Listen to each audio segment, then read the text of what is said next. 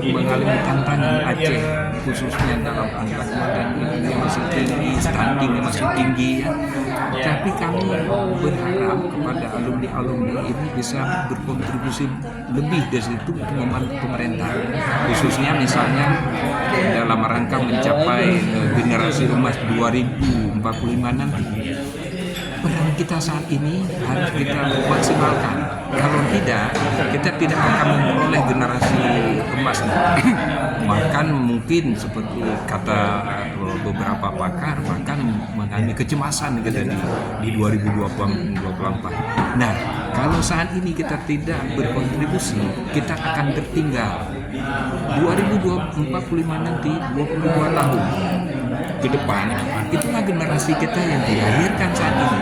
Kalau yang dilahirkan saat ini kita ini tidak peduli, terutama untuk diri kita sendiri dan keluarga kita sendiri, khususnya misalnya keluarga muda, ya, maka generasi nanti kan menjadi generasi yang lemah di kemudian hari, yaitu di 2024. Nah, penentu saat ini.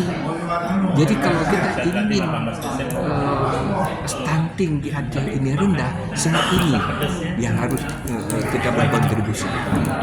Pemerintah sudah banyak, sudah maksimal untuk berbuat, tapi karena rakyat, khususnya rakyat Aceh dan juga pakar-pakar Aceh, alumni khususnya alumni dan tidak peduli dalam ini, kita akan gagal.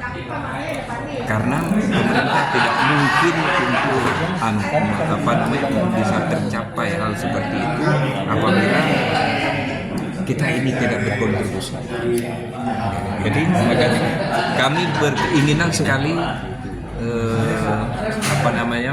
yang bergabung dalam IKA Undip ini itu bisa maksimal membantu pemerintah Aceh untuk Aceh hebat nanti.